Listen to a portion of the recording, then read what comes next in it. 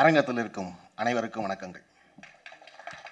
வர்றால பூரா கம்மியா பேசுன்னு தொகுக்கிறாளே இவ்வளவு பேசுறான், அப்புறம் வர்றாள் இப்பதான் பேசுவாங்கன்னு தெரியல.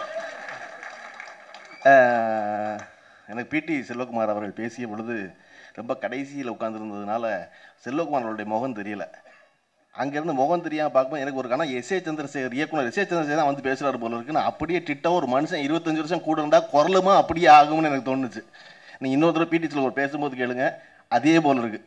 பிடி செல்வகுமார் சார் இந்த படத்தில் வந்து ப்ராஜெக்ட் அட்வைசர்னு பேர் பார்த்தேன். அவரை பயங்கரமாக பாராட்டிட்டு இருந்தாங்க எல்லாரும்.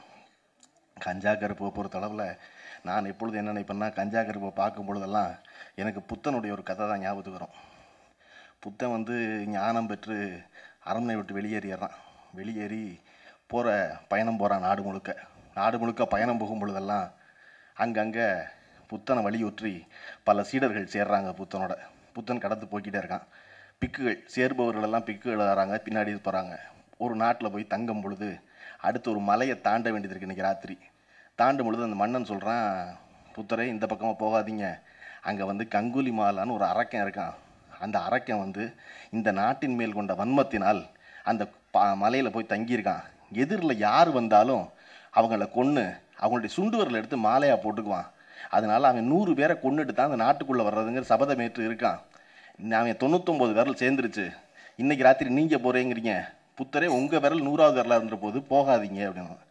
புத்தர் அந்த மன்னனை பார்த்து சிரிச்சுட்டு, இல்லை நான் அந்த வழியாக தான் போகிறேன் அப்படின்னு அடுத்த நாள் காலையில் அந்த வழியாக போகிறார். போனால் அரக்கன் வந்து ரொம்ப நாளாக காத்திருக்கான். 99 விரல் சேர்ந்துருச்சு, இன்னும் ஒரு விரல் வேணும். உள்ள கோய்க்குள்ளே படுத்திருந்தவனுக்கு லேசாக மனுஷ வாடை வீசுது. யாரோ வந்துட்டாங்க போல இருக்கே, சபதத்தை முடிச்சிடலாம்னு நினச்சி லேசாக அரக்கன் பிறண்டு படுத்து வெளியே வந்து பார்க்குறான். வெளியே வந்து பார்த்தா தூரத்தே புத்தர் வந்துக்கிட்டு இருக்காரு. இவன் பார்க்குறான், வெளியே வந்து நிற்கிறான். இப்போ புத்தனுக்கும் தெரியும் இங்கே ஒருத்தன் நிற்கிறான்னு. இவனை பார்த்த பிறகும் புத்தன் தொடர்ந்து நடந்து வர்றான். இப்போ கங்குலி மாலாவுக்கு ஒரு சின்ன குழப்பம் வருது. நம்ம இங்கே நிற்கிறோம், நம்முடைய கதையை பற்றி சொல்லியிருப்பாங்க ஊருக்குள்ளே, அதுக்கப்புறமும் இவன் தொடர்ந்து நடந்து வர்றானே அப்படின்னு நினச்சி, நீ அங்கேயே நில் அப்படிங்கிறான். அவர் தொடர்ந்து நடந்து வந்துக்கிட்டே இருக்காரு. நான் சொல்கிறது உனக்கு கேட்குதா, நீ அங்கேயே நில்லுங்கிறான். மறுபடியும் புத்தர் வந்துக்கிட்டே இருக்காரு. என்னடா நான் 100வது விரலுக்காக நான் காத்துக்கிட்டு இருக்கேன், நீ வந்துக்கிட்டே இருக்கியே அப்படின்னு சொல்கிறான். புத்தர் சொன்னாராம், கங்குலி மாலா நல்லா பாரு, நடக்கிறது நீ தான், நிற்கிறது நீ தான் நடக்கிறேனாரான். கங்குலி மாலாவுக்கு புரியல. நான் நாளில் நிற்கிறேன், நீரில் புத்தா நடந்து வந்துக்கிட்டு இருக்கேன் அப்படின்னு. புத்தன் சொன்னானா, டே உனக்கு அடைய வேண்டிய இலக்கு இருக்குது 100வது விரல்னு, எனக்கு இலக்கே இல்லை, அதனால நடக்கிறவன் நீந்தாண்டா, நான் நிற்கிறேன்னாராம் புத்தர். அந்த மாதிரி கஞ்சா கருப்பு எந்த வகையில் புத்தன் மனநிலைன்னா, பாலா ஆஃபீஸில் படுத்து கிடக்கும்போது அமீர் ஒருத்தன் சொல்லுவார், ஒரு நகைச்சுவை நடிகர் ரொம்ப பாடாக படுத்தினேன் என்னைய ராம் படம் எடுக்கும்போது, அடுத்த நாள் காலையில் கொடைக்கானல் நான் கிளம்புற வரையும் அவன் வந்து எனக்கு எந்த கிளாஸில் டிக்கெட் போட்டிருக்கீங்கன்னா, இவன் நடிக்கிற நடிப்புக்கு இவனை டிக்கெட்டே போடாமல் தான் கூப்பிட்டு போகணும், இவன்லாம் எந்த கிளாஸில் டிக்கெட்டுங்க நானேன்ட்டு என் அசிஸ்டண்ட்டை கூப்பிட்டு, டே பாலா ஆஃபீஸுக்கு போங்க, அங்கே கருப்புன்னு ஒருத்தன் படுத்து கிடப்பான், அவனை கூட்டிகிட்டு வாங்கடான்னு சொல்லி தான் அவனை கூப்பிட்டு போனேன் படத்துக்குன்னு பல தடவை சொல்லுவார் என்கிட்ட.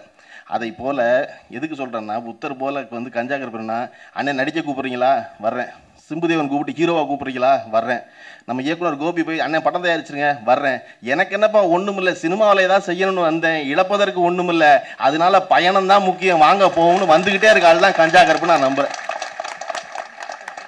அப்படி ஒரு மனநிலை இருக்க ஆள் தான் அப்படி இருக்க முடியும். பேசிய எல்லோரும் சொன்னார்கள், ரொம்ப எளிமையான ஆள், ரொம்ப இன்னசென்ட்டான ஆள், ரொம்ப வெள்ளந்தியான ஆள், ரொம்ப சின்ன குடும்பத்தில் எளிய குடும்பத்தில் பிறந்தவர். இன்னொருத்தர் வந்து எளிய குடும்பத்தில் பிறந்தவர் சொல்லாதீங்க, எல்லோருமே எளிய குடும்பத்தில் பிறந்தவன் தான். என்ன பல பேருக்கு அவங்க அப்பா எளிய குடும்பத்தில் பிறந்திருக்கான், அதனால மகன் பணக்கார குடும்பம். கருப்பனுடைய மகனுக்கு அந்த பெருமை கிடைச்சிட்டு போகுதே பணக்கார குடும்பம்னு.